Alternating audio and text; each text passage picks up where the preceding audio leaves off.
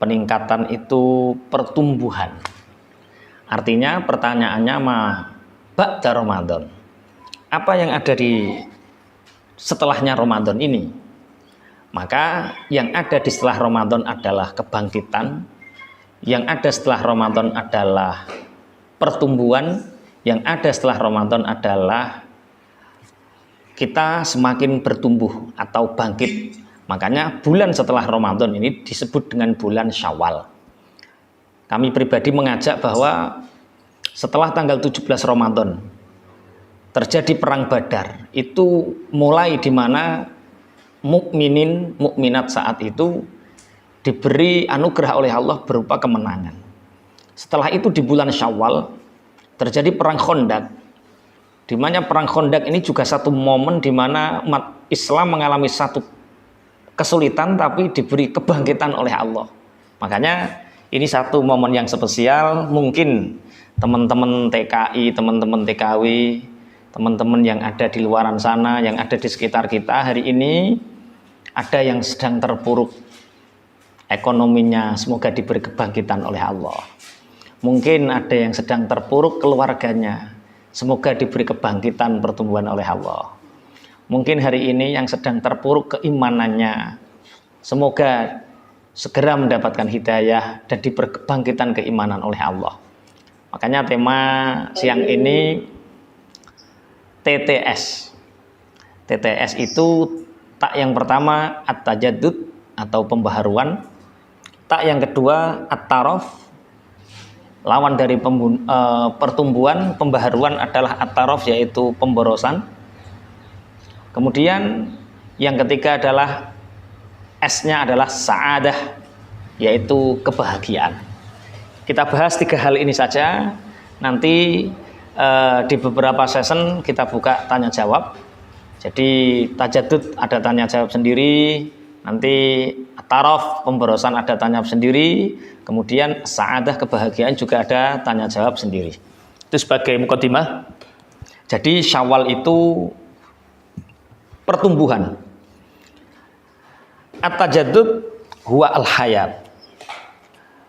Pembaharuan itu adalah kehidupan. Jadi bukti kalau kita hidup itu ada perubahan. Bukti kalau kita hidup itu adalah ada pembaharuan. Kalau orang tidak ada pembaharuan, orang tidak ada tajaddud, makhluk apapun tidak ada tajaddud, berarti itu tandanya orang mati. Makanya kita ngajak hidup itu jangan monoton. Hidup itu jangan gitu-gitu saja. Tapi hidup itu adalah bertumbuh. Diniatkan siang ini kita akan membangun keluarga, membangun ekonomi, membangun agama, membangun bangsa dalam satu tarikan nafas kehidupan kita. Semua harus bertumbuh karena at-tajaddud huwa al-hayah. Wa huwa sunnatun 'amatun fi kulli hayyin. Pembaharuan ini adalah hukum alam, sunnatullah, hukum yang ditentukan oleh Allah yang berlaku dalam segala macam kehidupan. Artinya apapun kalau hidup itu pasti bertumbuh. Apapun kalau hidup itu pasti mengalami satu pembaruan. Kita bisa mengukur, menimbang bulan ini dengan bulan kemarin ini kita bertumbuh apa tidak. Tahun ini dengan tahun kemarin kita bertumbuh apa tidak. Makanya kalau kita dikatakan hidup harus terjadi pertumbuhan, harus terjadi pembaruan atau yang disebut dengan at-tajaddud. Al-ajsamu al-hayatu tatajaddadu fi kulli muddatin ma'lumatin. Segala makhluk hidup pasti mengalami pembaruan atau perubahan dalam setiap masa tertentu. Fatangfa zira'atuha allati lam tabqa shalihatul lil baqa. Yang bagian-bagian sel-sel tertentu yang tidak cocok untuk dipertahankan tentu akan rusak. Kemudian tumbuhlah yang lain untuk menggantikannya. Ini satu contoh. Kita dulu lahir kecil, kemudian bertumbuh, iso mengkurep, bertumbuh iso merangkang, bertumbuh bisa berdiri, bertumbuh bisa berjalan, bertumbuh bisa berlari, bertumbuh bisa berbicara, bertumbuh bisa memahami, sampai hari ini kita dewasa, kita harus terus bertumbuh. Secara fisik pun, Ibu, secara fisik pun kita mengalami pertumbuhan. Maka hidup jangan di tempat, tapi hidup harus terus melangkah. Apapun kesulitan panjenengan sedaya, yakinlah bahwa kesulitan itu sebagai batu loncatan agar kita mengalami satu peningkatan pertumbuhan. Dan momen itu berada di bulan Syawal ini. Karena Syawal artinya adalah peningkatan. Nah, siapa yang tidak ingin bertumbuh, dia akan mengalami satu keniscayaan yang disebut dengan kematian. Bila makhluk hidup ini, sel-sel yang mempertahankan kehidupannya sudah tidak bisa dipertahankan, maka Allah akan mengirimkan sel-sel yang merusak. Sehingga dengan sel-sel yang merusak ini, datanglah yang dinamakan ajal atau kematian. Dalam kehidupan ini harus ada pertumbuhan. Dalam ekonomi harus ada pertumbuhan. Apalagi sesuatu yang baqo, sesuatu yang abadi, yaitu akhirat. Sebuah keniscayaan di akhirat, keimanan kita harus bertumbuh. Ketakwaan kita harus bertumbuh. Ibadah kita harus bertumbuh. Itu makna daripada Syawal. Fa idza kanat al-ajsamu al-hayatu al-muhtajatu ila tajaddud lituhafidhu ala hayatiha, fakadzalika ma'nawiyatul ummah yajibu an tajaddada bitajaddudi hajatiha. Maka apabila benda yang hidup itu membutuhkan pembaruan agar untuk bisa mempertahankan kehidupannya, maka rohani kita, spiritual kita, spiritual umat Islam wajib ada pembaruan, wajib ada pembaruan sebagaimana perkembangan dan kebutuhan-kebutuhannya. Ibu, makanya pentingnya ngaji seperti ini agar kita upgrade diri, agar kita itu ilmu kita bertambah. Dengan ilmu bertambah, maka kolam kita akan bertambah semakin besar. Kalau kolam kita semakin besar, maka akan banyak ikan yang masuk di dalam kolam itu. Nah, kolam itu yang disebut dengan memperluas pertumbuhan. Kalau kita ngaji berarti memperluas pengetahuan, memperluas ilmu kita. Atajadud. Nah, momen Syawal niki monggo. Yang sholatnya mungkin masih bolong-bolong dijangkepi, yang sudah jangkep ditambahi sholat sunnah qobliyah ba'diyahnya. Puasanya yang sudah belum jangkep Ramadannya diqodho, disauri, mungkin kemarin Ramadan ada uzur syar'i berupa haid atau yang lain, diqodho. Kalau yang sudah tidak punya hutang puasa berarti apa? Tambahi puasa sunnah, misalkan yaumul bid, yaumus sud, hari Senin, Kamis dan lain sebagainya. Kenapa Syawal ini menjadi tajaddud, menjadi sebuah pembaharuan atau saat kebangkitan kita, momen kebangkitan kita? Karena di dalam ayatnya itu Allah berfirman-Nya, ya ayyuhalladzina amanu kutiba alaikumus syiyamu kama kutiba alal ladzina min qablikum la'allakum tattaqun. Hai orang-orang yang beriman, diwajibkan kalian berpuasa, diwajibkan atas kalian untuk berpuasa. Nida yang pertama, panggilan yang pertama, Gusti Allah nimbali, sing ditimbali, hei orang-orang yang beriman. Berarti yang mau melakukan puasa hanya orang-orang yang beriman. Mungkin dia Islam, tapi dia tidak melakukan puasa.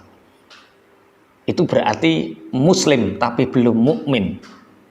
Berarti dalam panggilan ini dia tidak masuk. Orang yang mampu melakukan puasa adalah orang-orang yang beriman. Kutiba alaikumus syiyam, diwajibkan atas kalian berpuasa. Bahasa puasa niki Bapak Ibu niku wonten kalih. Ada syiyam, ada saum. Artinya podo-podo posone, tapi secara maknawiyah beda. Podo-podo masdari dari fi'il madhi soma. Yasumu ono siyaman, ono sauman. Apa bedanya? Kalau saum itu artinya kita menghindari melakukan puasa, menghindari sesuatu yang membatalkan puasa. Mim mubtilatis saum, dari sesuatu yang membatalkan puasa. Tidak makan, tidak minum, tidak jima, tidak mutah, tidak melakukan hal yang membatalkan puasa. tapi dia tidak mencegah sesuatu yang menghapus pahala puasa. Ya poso tapi yo ngerasani. Ya poso tapi namimah adu-adu. Ya poso tapi masih melakukan ribawi. Ya poso tapi sumpah palsu. Ya poso tapi ya itu namanya dia melakukan saum bukan siam. Sedangkan yang diwajibkan Allah terhadap kita itu asyam. Asyam itu apa? Di samping menghindari sesuatu yang membatalkan puasa, juga menghindari sesuatu yang menghancurkan pahala-pahala puasa. Makanya di dalam lafaz asyam ini satu sirat, kita ini sudah melakukan saum apa siam? Jenengan iki winginane Ramadan niku saum napa siam?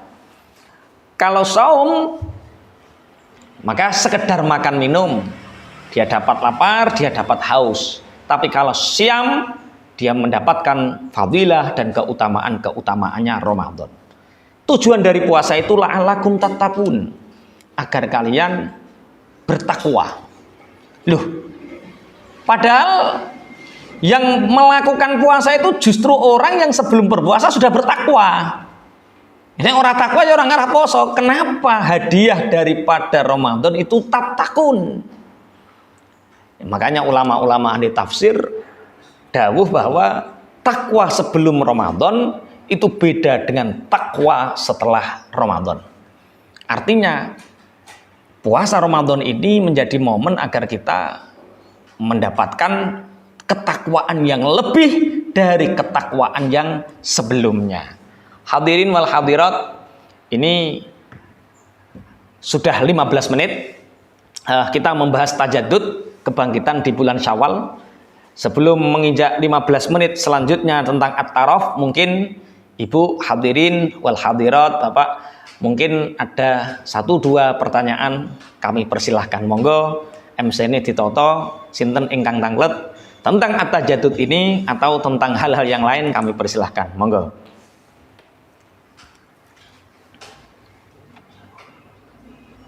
Monggo, ada yang mau ditanyakan, dipersilahkan ibu-ibu yang belum jelas. Baik tentang tajadud ini atau mungkin permasalahan yang ada di sekitar kita, bisa kita bahas di 15 menit setelah ini. Monggo.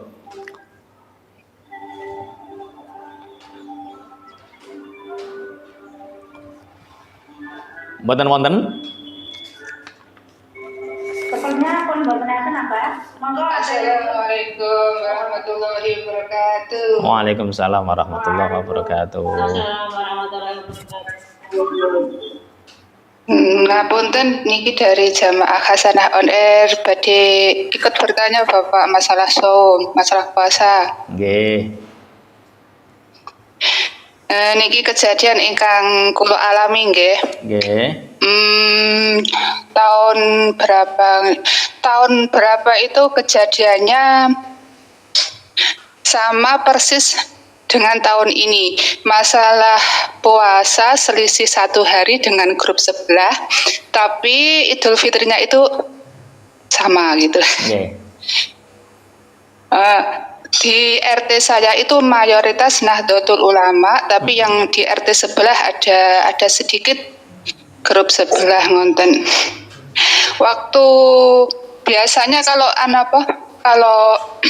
malam 15 niku biasanya itu rembulan itu kan bunderser, kalau orang Jawa mengatakan bunderser malam 15 gitu. Waktu awal Ramadan niku saya udah mantep kalau puasanya itu tanggal ini ikut negara itu udah mantep di hati gitu. Lah waktu malam 15 niku cuacanya itu cerah gitu. Terus rembulannya terlihat begitu jelas. Waktu pulang dari taraweh itu temen di sebelah saya itu ngomong, "Loh, ini masih malam 14 Ramadan tapi kok rembulannya udah bunderser, udah penuh. Berarti ini malam 15 dong." Bapak. Loh, berarti yang benar anu dong apa grup sebelah nonton, tapi udah tanggal 15. Waktu awal Ramadannya udah mantep ikut yang ikut yang sini gitu. Kalau gitu apa ada kewajiban mengkodok Ramadan ya Bapak atas jawab. Wassalamualaikum warahmatullahi wabarakatuh. Waalaikumsalam warahmatullahi wabarakatuh. Jadi di negeri kita Indonesia itu banyak ormas yang masing-masing menentukan kapan awal Ramadan, kapan awal hari raya. Berbeda dengan di negara-negara yang lain, seperti Arab Saudi itu yang menentukan ijtihad awal puasa dan awal Idul Fitri itu pemerintah. Bagaimana tentang perbedaan? Perbedaannya sebenarnya Rasulullah Shallallahu Alaihi Wasallam bersabda, "Sumu li ru'yatih wa aftiru li ru'yatih." Berpuasalah karena kalian melihat hilal dan berhari rayalah karena melihat hilal. Maka ketika hilal tertutup mendung, maka sempurnakan Sya'ban menjadi 30 hari. Jadi ada dua penentuan di Indonesia ini dalam menentukan awal Ramadan dan awal hari raya, Ibu. Yang pertama yaitu dengan ru'yah, yang kedua dengan hisab. Hisab itu hitungan. Reputasi hisab ini luar biasa. Besok tanggal 10, kita tahu besok tanggal 10 tahu dari mana? Hisab. Agustus nanti akan terjadi gerhana rembulan, di kalender sudah dicatat, di mana-mana sudah disebarkan. Anda percaya? Percaya. Dari mana? Hisab. Satu sisi hisab itu reputasinya sangat dipertanggungjawabkan, tapi dalam satu sisi haliyah Rasulullah itu dengan memakai ru'yah. Sedangkan ru'yah itu satu metode penglihatan yang hilal hanya bisa dilihat ketika melebihi 2 derajat. Makanya ketika malam maghrib seperti ijtima, perbedaan itu pasti karena ijtima itu jatuh setelah zuhur. Biasanya ijtima jatuh setelah zuhur itu diinceng hilal diinceng jam 5:30, itu kan baru 4-5 jam usia hilal, sehingga belum ada 2 derajat. Kalau 2 derajat kurang menurut ru'yah itu belum masuk bulan Ramadan. Kalau hisab sudah masuk Ramadan. Lah bareng yang tengah-tengah. Lah kok tanggal 15 posoku lagi 14. Bagaimana? Itu sing bener sing di. Dalam konteks ijtihad, dalam usul fikih, Amr bin As pernah meriwayatkan bahwa Amr bin As annahu sami'a Rasulullah sallallahu alaihi wasallam yaqul. Amr bin As pernah mendengar Rasulullah sallallahu alaihi wasallam bersabda, "Idza hakama al-hakimu fajtahada, tsumma falahu ajrani." Ketika seorang hakim memberikan hukuman atau memberikan ketetapan, termasuk ketetapan tentang awal Ramadan, ketetapan tentang awal Syawal, atau ketetapan tentang hujjah, hukum yang lain, apabila seorang hakim memberikan ketentuan, maka kemudian ijtihadnya itu benar, dia mendapatkan 2 pahala. Tapi wa idza hakama fajtahada tsumma akhta'a falahu ajrun. Apabila seorang hakim memberikan keputusan dalam berijtihad, kemudian ijtihadnya ternyata salah, maka mendapatkan 1 pahala. Berarti dari kedua ini yang benar yang mana? Dalam hukum ijtihad sama-sama benarnya, Ibu. Kemudian kita wajib mengqadha? Tidak. Kenapa tidak wajib mengqadha? Karena memang saat kita masuk itu belum ada 2 derajat, sehingga belum bisa terlihat. Otomatis ketika tanggal 14 sudah bentar karena hilal ini terus bergerak. Makanya pernah simpang siur di Saudi Arabia itu sudah menyembelih hewan kurban, di Indonesia belum. Bagaimana mungkin padahal Arab Saudi itu tempatnya ada di sebelah barat, sedangkan Indonesia ada di sebelah timur. Mestinya bulannya lebih cepat Indonesia, tapi menyembelih kurbannya kok sudah cepat Arab Saudi. Lah, selisih 1 hari. Karena ketika masuk tanggal 1 di Indonesia atau masuk tanggal 10 Zulhijjah di Indonesia, itu hilal masih belum kelihatan. Kalau tanggal 1 Zulhijjahnya belum kelihatan, sehingga kita menghitungnya tidak tanggal 1 tapi masih tanggal Zulqa'dah. Sedangkan bulan ini berjalan ke barat, di barat otomatis sudah besar, sehingga selisih 1 hari cepat sana, padahal lebih timur sini. Ya itulah ilmu, dan ilmu itu hurriyah, Ibu. Maka ketika kita mengambil ijtihad dan ijtihad kita benar, kita dapat 2 pahala. Kalau kita ijtihad dan ijtihad kita salah, maka kita dapat 1 pahala, tidak dapat dosa. Itu Ibu mungkin bisa dipahami, atau mungkin ada yang lain?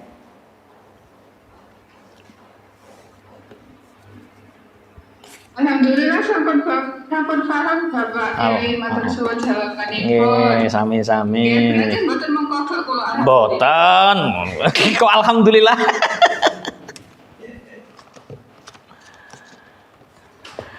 Oke, sebelum ada pertanyaan lagi atau kami lanjutkan at-taraf?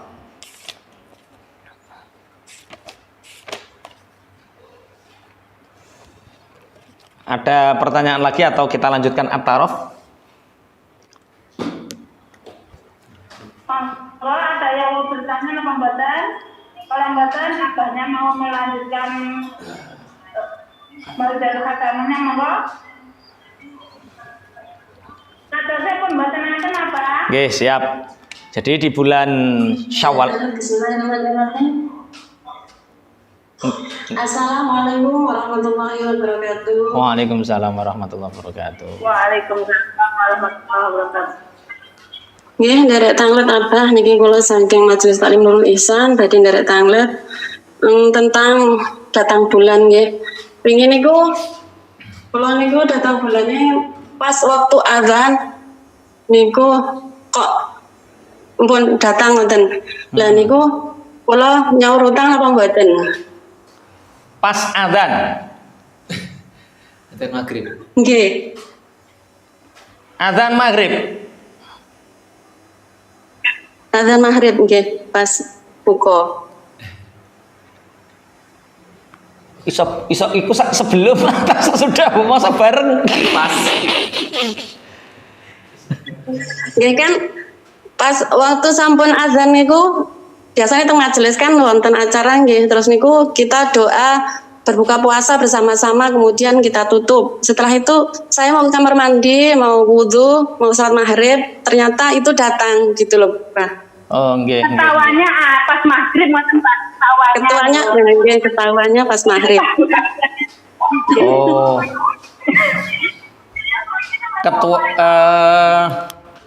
Ketawanya Pas mau wudhu. Bismillahirrahmanirrahim. Jadi ada kemungkinan headnya itu sebelum maghrib. Ada kemungkinan enggak?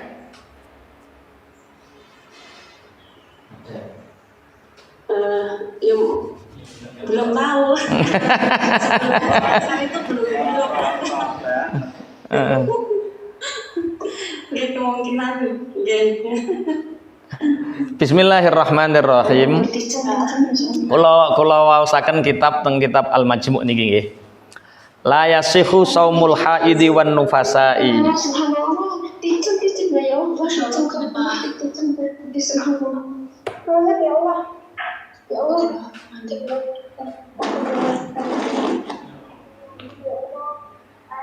Selama bulan Ramadan gak ada gempa Pak Yai, ini bulan Ramadan usai langsung ada gempa. Bismillahirrahmanirrahim. Allahumma inna na'udzubika min jahdil bala wa darkis syagha wa su'il qada wa syamatatil a'da. Allahumma inna na'udzubika min jahdil bala wa darkis syagha wa su'il qada wa syamatatil a'da. Allahumma inna na'udzubika min jahdil bala wa darkis syaqa wa su'il qada wa syamatatil a'da. Semoga teman-teman yang ada di Taiwan dijauhkan dari semua bala, jahdil bala wa darkis syaqa, diberi keselamatan ya Allah. Al-Fatihah. A'udzubillahi minasyaitonir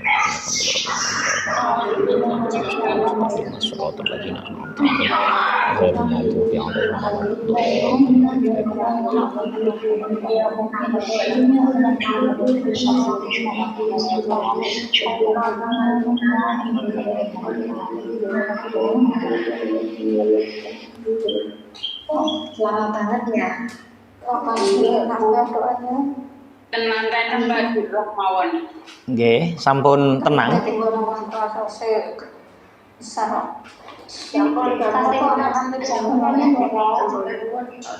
Nggih.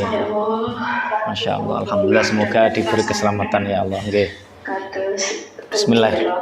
Nggih, bismillahirrahmanirrahim, dilanjutkan, tenangkan hati, semoga Allah ridho, Allah memberi keselamatan.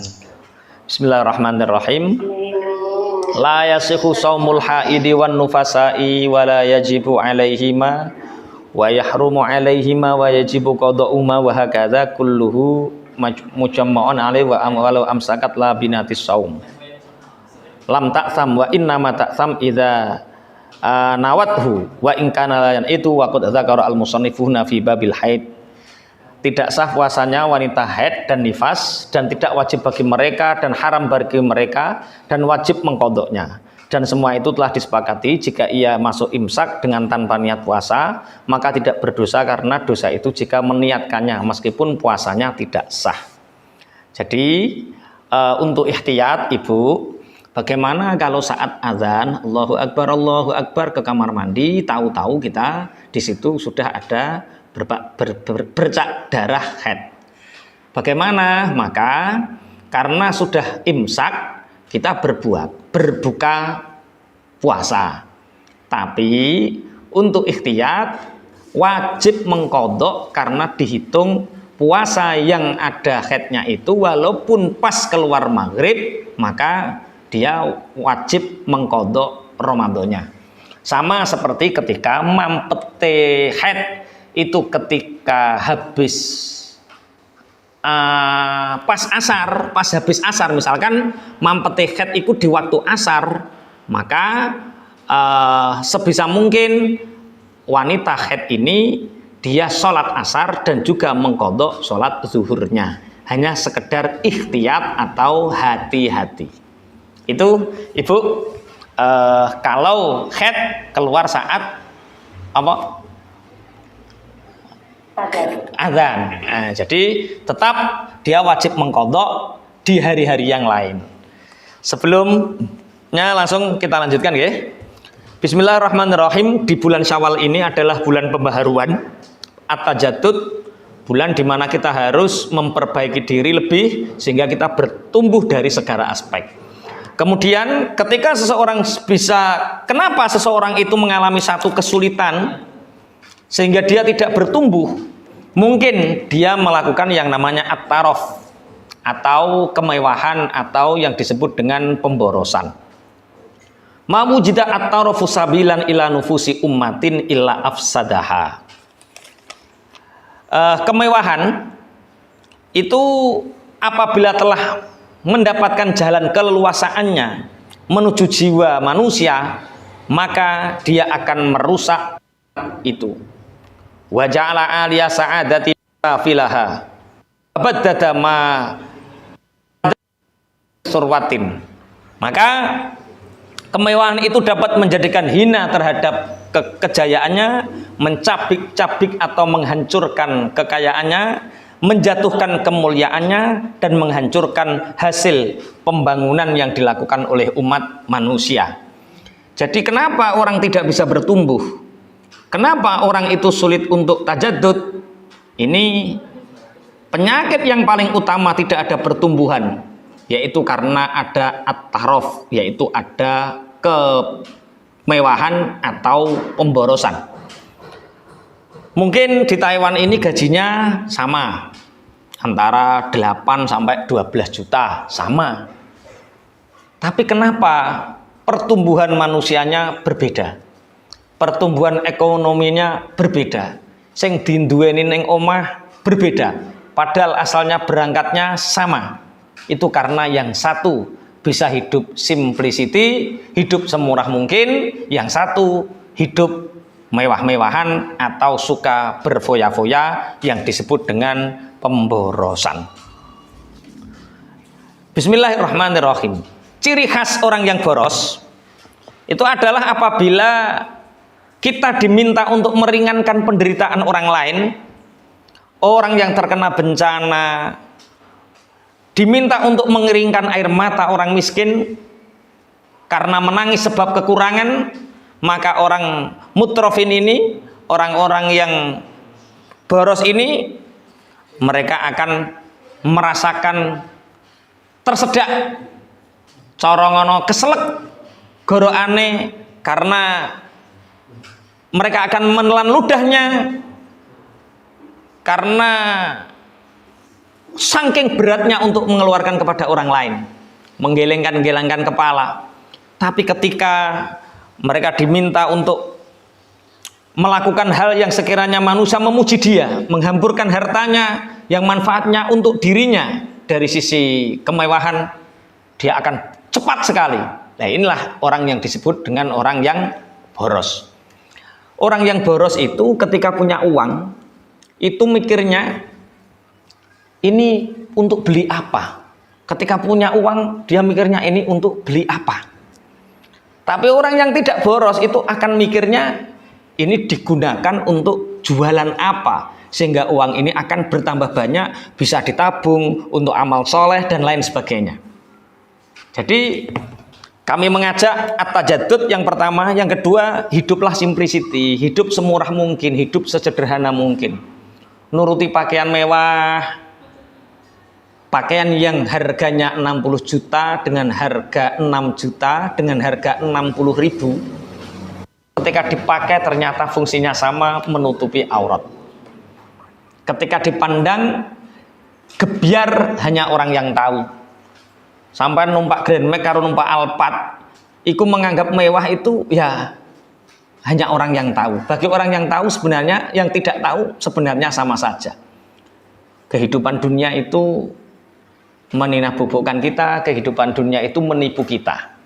Makanya at-tajaddud ini, pembaharuan ini, Ibu, dimulai dari hilangkan sifat boros.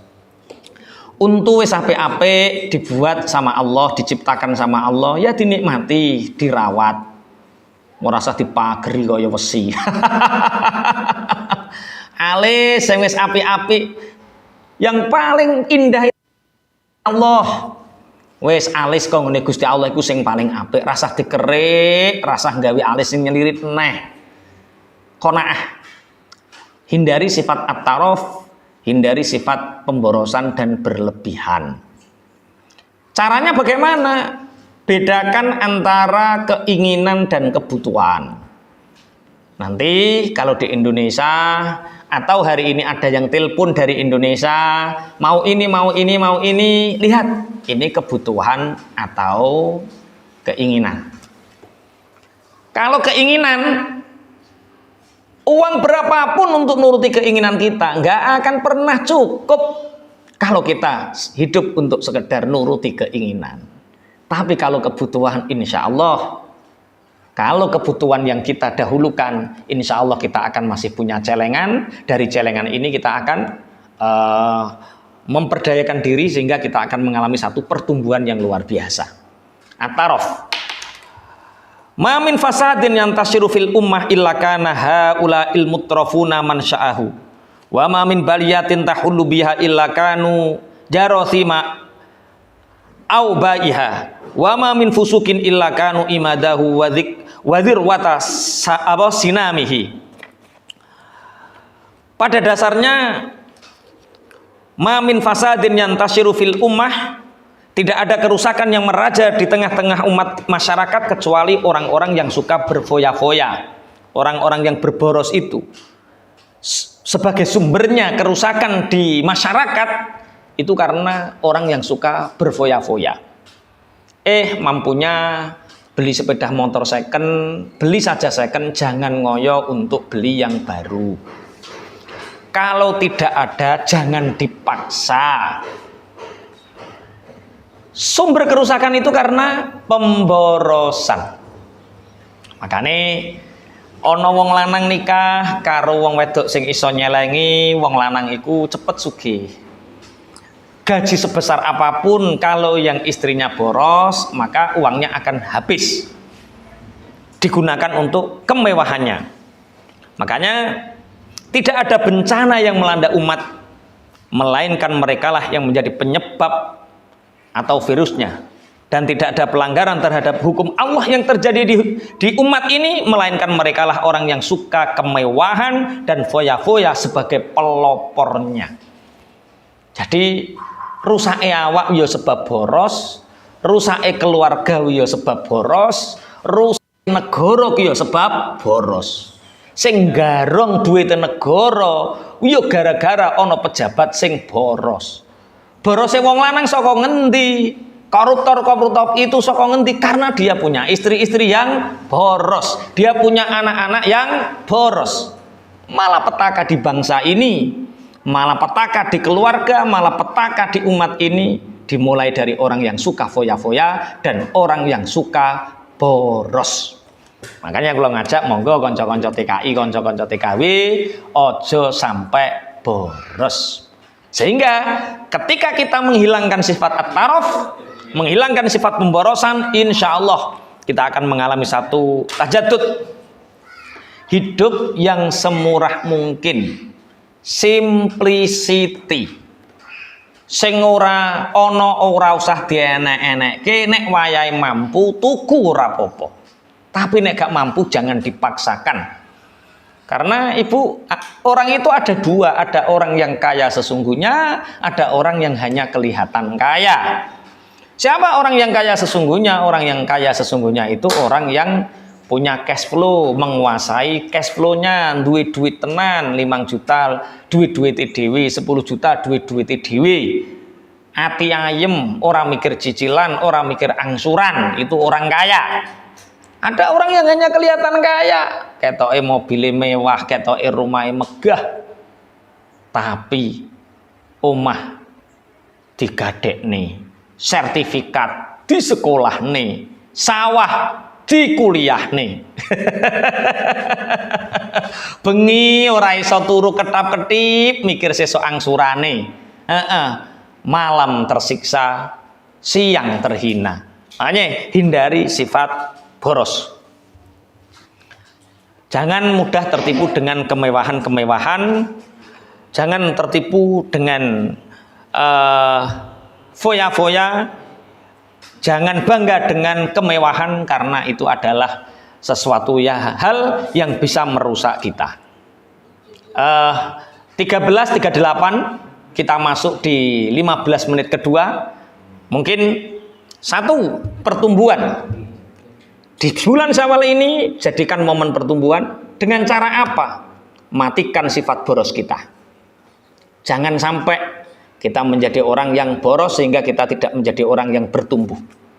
Sebelum kita bahas sa'adah, mungkin ada 1-2 pertanyaan kami persilahkan.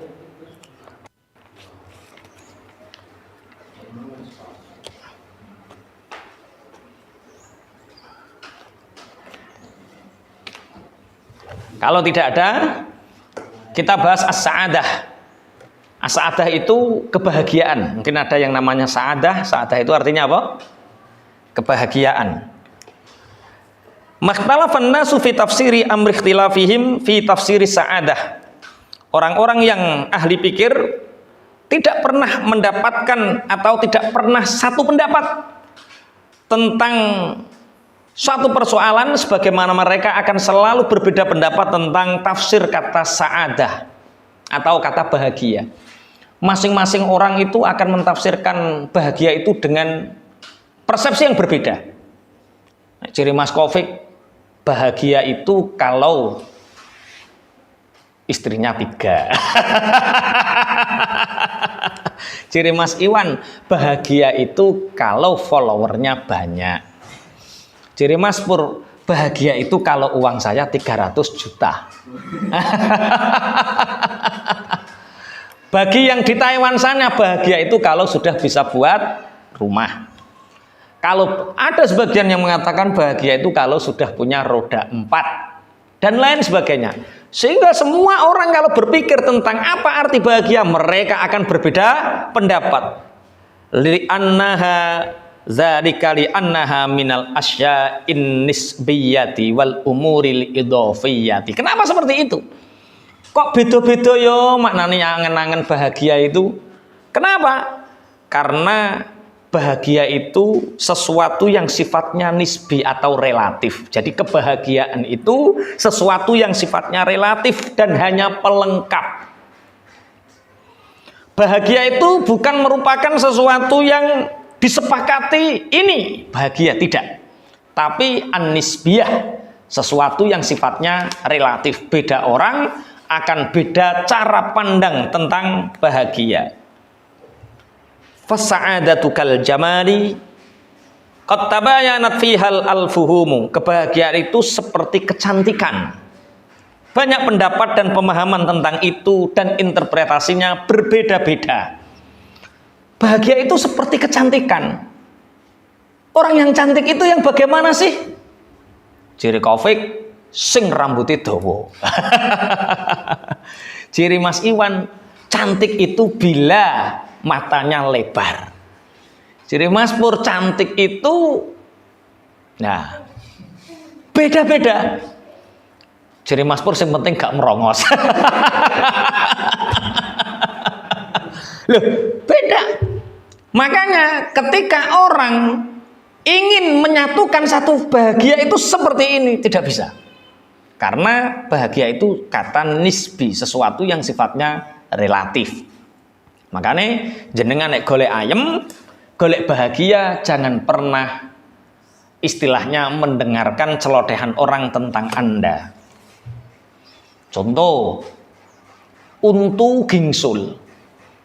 Iku menurut wong sing seneng, untuk gingsul itu dinamakan manis. Wong kok manis yang ngunu. Bagi orang yang seneng. Tapi bagi orang yang tidak seneng, ada orang yang untunya gingsul. Orang yang tidak seneng akan mengatakan untu kok murat marit. Makanya nisbi sekali, relatif sekali. Makanya fasa'adatu kal jamali. Kebahagiaan itu seperti kecantikan yang masing-masing orang itu akan berbeda paham tentangnya.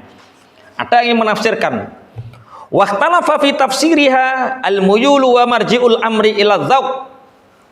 Kepastian pemikiran itu kembali kepada perasaan dan kecenderungan masing-masing individu. Jadi bahagia itu beda rasa, beda keinginan. Sama seperti kecantikan untu murat marit karo untu gingsul sing diarani manis karo murat marit. Itu hanya rasanya yang beda. Begitu juga dengan arti kebahagiaan. Tergantung siapa yang mengartikan. Ada orang mengatakan bahagia itu bila makan enak, tidur nyenyak.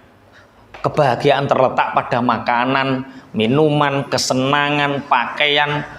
Menghabiskan waktu untuk bersenang-senang, rekreasi ku jere bahagia.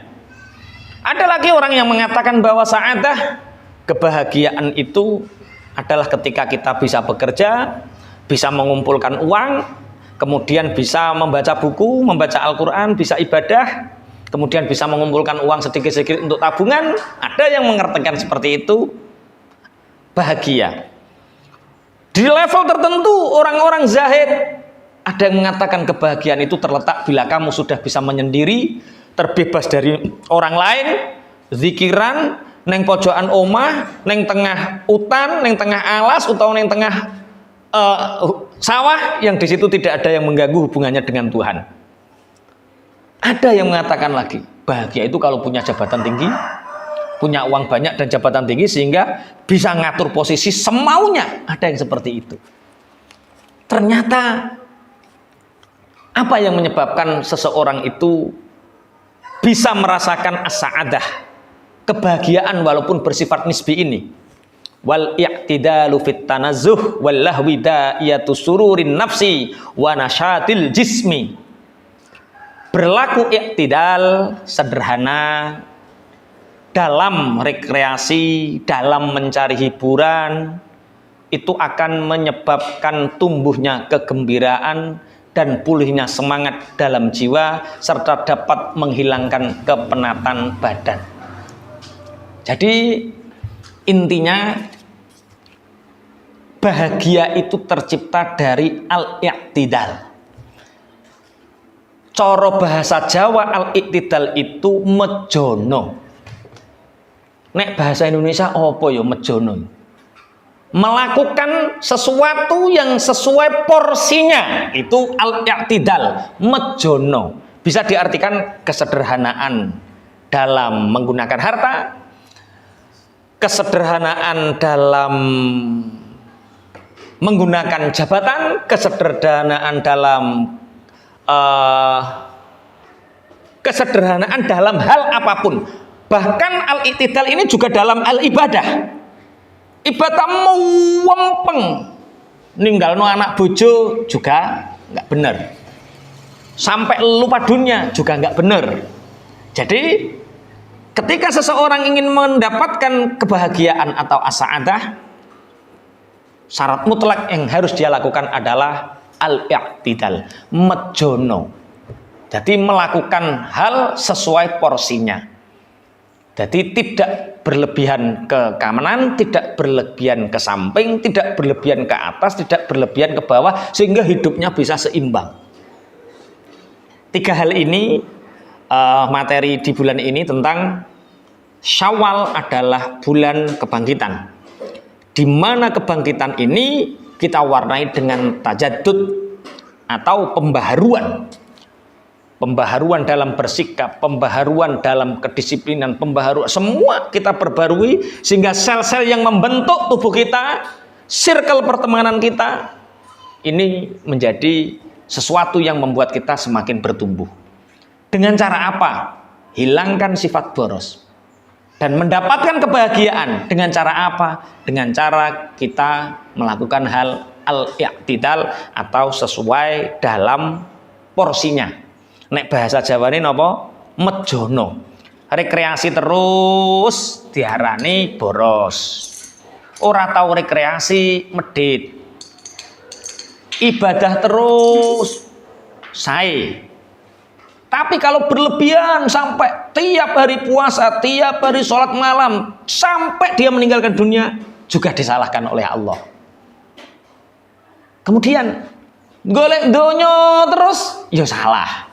Makanya cara meraih kebahagiaan yaitu wa fima taqaddama min majmu'i hadhihi tawassutat wa ghairuha maqisun 'alaiha. Semua yang diterangkan di atas adalah keterangan-keterangan yang berkaitan dengan sikap sedang dalam berbagai persoalan.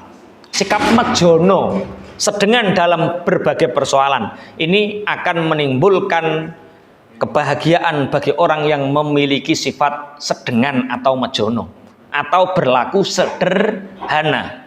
Sehingga sa'adatun wa ghairuha maqisun 'alaiha sa'adatun lil mukhalliqi biha taj'alu hayatahu fi hana'atin wa anshahu fi ra'din. Yang kebahagiaan itu tersebut akan membuat hidupnya tentram dan kehidupannya senang. Intine wong sing bahagia kuwi wong sing ora neko-neko. Al-i'tidal. Itu yang bisa kami sampaikan. Sebelum kita akhiri mungkin ada 1-2 pertanyaan. Kami persilahkan. Monggo. Monggo, ada yang perlu ditanyakan.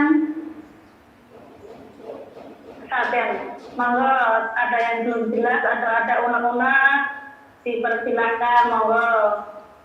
Assalamualaikum warahmatullahi wabarakatuh. Waalaikumsalam warahmatullahi wabarakatuh. Waalaikumsalam warahmatullahi wabarakatuh. Kula inti cangking majelis Nurul Muslim, Bapak. Mau tanya itu gini, masalah bukan yang buka aib ya. niki masalah bagaimana taat kita kepada orang tua. Kalau kebutuhan kita itu intinya kebutuhan kita kan banyak. Terus orang tua punya hutang. Terus umpama kita cuma punya uang 5 juta dan itu penting mana? Apakah kita itu harus membantu orang tua? Kan nggak tega gitu kalau melihat orang tua punya hutang banyak gitu. Apakah kita itu mementingkan kebutuhan kita sendiri? Niku mawon pertanyaan nggih. Matur suwun. Assalamualaikum warahmatullahi wabarakatuh. Waalaikumsalam warahmatullahi wabarakatuh. Bismillahirrahmanirrahim.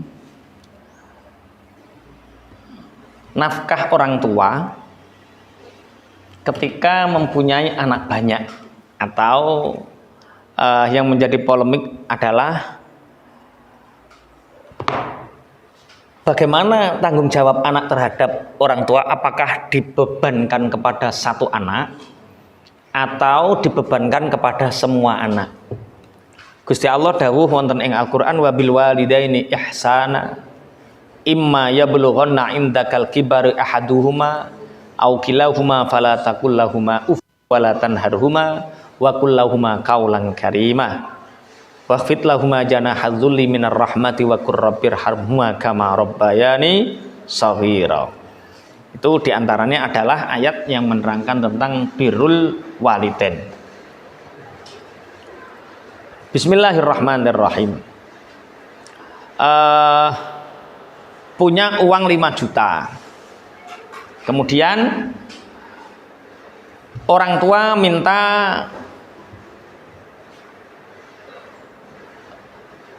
apa untuk bangun apa Ibu tadi? Untuk makan atau untuk membayar hutang, Bapak. Untuk bayar utang. Jadi kewajiban anak, qala Ibnul Munzir wa ajma'u ala anna nafaqatal walidain alladzaini la kasbalahuma wala mala wajibatun fi malil waladi. Jadi Ibnul Munzir berkata di dalam kitab Iqna bahwa ulama sepakat bahwasanya memberikan nafkah untuk kedua orang tua yang tidak mempunyai pekerjaan, wong tua sing ora duweni penggawean, itu wajib di dalam harta anak. Kemudian wa yu'tabaru halu fi sanatin wa zahadatihi wa rubatihi. Pemberian nafkah terhadap kerabat itu memperhitungkan kondisi kerabat tersebut dalam hal usia, kezuhudan dan kesenangan.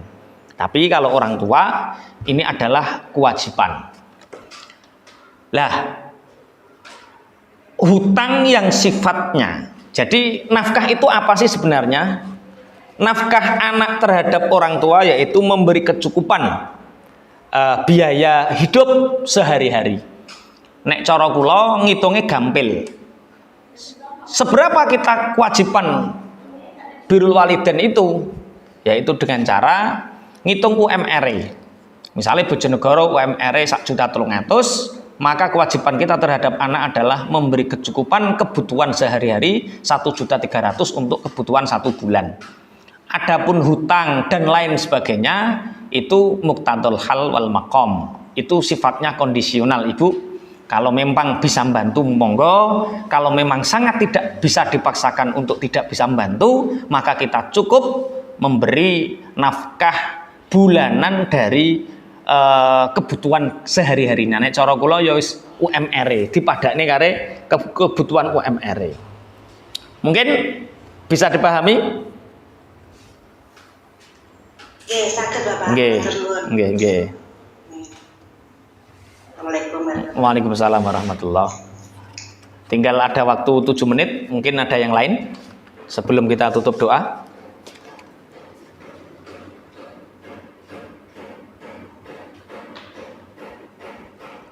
Kalau memang tidak ada, Waalaikumsalam warahmatullahi wabarakatuh. Ada Bapak Hela. Ya, saya mau sedikit bertanya, Ustaz. Bentar saya terus. Assalamualaikum, nama saya Alkomariah. Saya kan memang punya niat menabung untuk pengen berangkat haji bersama Bapak. Kan Bapak udah udah sepuh, udah di kursi roda kan nggak mungkin kalau berangkat sendiri. Oke. Terus kemarin kan saya ketemu akun bidan anak saya yang beberapa belas tahun yang lalu itu yang belum dibayar sama mantan suami saya. Ya saya kemarin kan niatnya mau bayar hutang dulu. Terus? Rencana sih uang tabungan itu mau saya ambil untuk pakai hutang dulu gitu. Tapi ya saya sebut, ibu, bapak saya pinjam dulu ya uangnya. Nggak taunya dapat inbox dari majikan itu, katanya saya kalau mau libur suruh pikir-pikir dulu soalnya masih pandemi gitu kan. Begitu saya mau sholat subuh, saya masuk kamar itu saya nangis. Saya nangisnya, saya dulu punya niat kondisi apapun tabungan itu nggak bisa, jangan diganggu gugat gitu. Kemarin saya rencana mau saya pakai untuk bayar hutang gitu kan. Ya jadinya apa benar orang uang yang udah kita niatkan untuk mengibadahkan orang tua ke haji itu nggak bisa diganggu gugat ya Ustadz? Jadi lebih berat mana antara hutang dengan haji? Bapak Ibu, ada satu cerita, satu kisah teladan dari Abdullah ibnul Mubarak. Suatu saat Abdullah ibnul Mubarak ini menabung berpuluh-puluh tahun untuk melaksanakan ibadah haji. Suatu saat dia punya tetangga Nasrani, depan rumah Nasrani itu rumahnya kebakaran. Tepat sebelum pemberangkatan Abdullah ibnul Mubarak. Suatu saat, bukan ceritanya, bukan Abdullah ibnul Mubarak ini, ya benar, yang tidak berangkat itu Abdullah ibnul Mubarak. Kemudian orang tetangganya Nasrani ini setelah rumahnya kebakaran, tak ulang ya ceritanya ya. Jadi ada seorang waliullah bernama Abdullah ibnul Mubarak. Dia itu bertahun-tahun nabung untuk bisa melaksanakan ibadah haji. Suatu saat ada wali yang dia munajat kepada Allah, ya Allah, tunjukkan kepadaku siapa orang yang hajinya paling mabrur. Ya Allah, tunjukkan kepadaku siapakah orang yang hajinya paling mabrur. Akhirnya dicarilah. Ternyata dia bernama Abdullah ibnul Mubarak. Ini kalau tidak salah, yang haji ini Abdullah ibnul Mubarak, atau yang bermimpi ini adalah Abdullah ibnul Mubarak.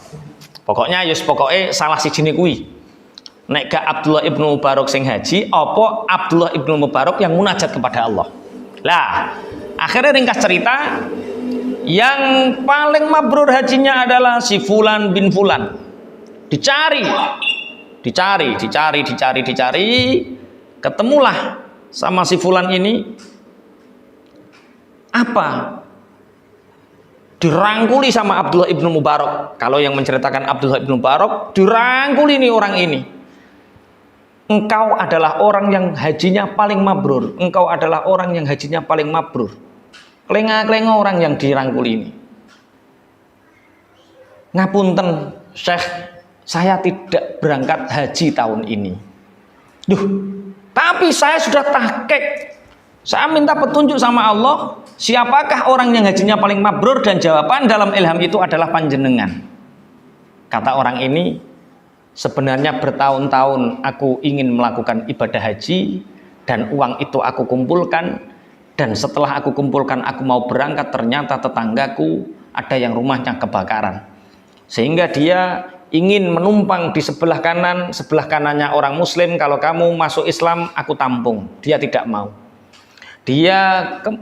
Semua tetangganya menolak mau memberi pertolongan bila dia masuk Islam. Si Fulan atau Ibnul Mubarak ini kasihan, dan uang tabungannya haji ini digunakan untuk membangunkan rumah orang Nasrani ini. Menggagalkan haji demi untuk menolong orang Nasrani membangunkan rumah ini. diberi petunjuk oleh Allah bahwa orang itu hajinya adalah haji yang paling mabrur. Lah, menghajikan orang tua, jadi mukallafnya orang tua itu sebenarnya kewajiban orang tua sendiri. Menurut saya boleh digunakan untuk menyauri utang. Setelah itu sebisa mungkin anggap itu hutang dulu, kemudian uang itu nanti digunakan untuk haji orang tua lagi. Dicatat ini hutang dulu, karena nyauri hutang hukumnya juga wajib, sedangkan menghajikan kedua orang tua itu sebenarnya kewajiban orang tua, bukan kewajiban anaknya, kecuali ada hakul wirasah, ada hak waris dari harta orang tua yang mestinya wajib berangkat haji tapi tidak dilaksanakan. Itu Ibu, semoga bermanfaat. Tepat jam 2 siang, mari kita berdoa bersama-sama. Semoga Allah senantiasa memberi pertolongan kepada kita, memberi keberkahan kepada kita, sehingga hidup kita senantiasa diberi pertumbuhan oleh Allah. Kita menjadi mujaddid, orang-orang yang membawa pembaharuan, orang-orang yang dengan semangat baru, orang-orang yang dengan ghirah baru, orang yang dengan penghasilan baru lebih banyak, orang yang dengan keimanan baru yang lebih meningkat. Al-Fatihah. A'udzubillahi minasyaitonir rajim. Bismillahirrahmanirrahim. Alhamdulillahirabbil alamin arrahmanir rahim maliki yaumiddin iyyaka na'budu wa iyyaka nasta'in ihdinas siratal mustaqim siratal ladzina an'amta 'alaihim ghairil maghdubi 'alaihim waladdallin. Bismillahirrahmanirrahim. Alhamdulillahirabbil alamin hamdan yuwafi ni'amahu wa yukafi'u mazidah. Ya rabbana lakal hamdu kama yanbaghi li jalali wajhika wa 'azimi sultanika. Wassalatu wassalamu ala sayyidina Muhammadin walhamdulillahirabbil alamin. Allahumma inna maghfirataka arja min a'malina ya Allah, wa inna rahmataka awsa'u min dzunubina ya Allah. Allahumma illam nakun ahlan an nabla rahmatan fa rahmatuka lan anta blughana li anna wasi'at la syai'a arhamar rahimin. Allahumma aslih qulubana wa azil 'uyubana wa tawallana bil husna wa zayyina bit taqwa wa ij'al lana khairan ila akhirah wal ula wa rizqna ta'ataka ma abqaitana. Allahumma yassir lana lil yusra wa jannibna al usra wa 'idzna min syururi anfusina wa min sayyiati a'malina wa 'idzna min 'adzabil nari wa 'adzabil qabri wa min fitnatil mahya wal mamati wa min fitnatil masiihad dajjal. Rabbana atina min ladunka rahmatan wa hayyi lana min amrina rasyada. Rabbana atina fid dunya hasanah wa fil akhirati hasanah wa qina adzabannar. Rabbana zalamna anfusana wa illam taghfir lana wa tarhamna lanakunanna minal khasirin. Subhana rabbika rabbil izzati amma yasifun wa salamun alal mursalin walhamdulillahi rabbil alamin.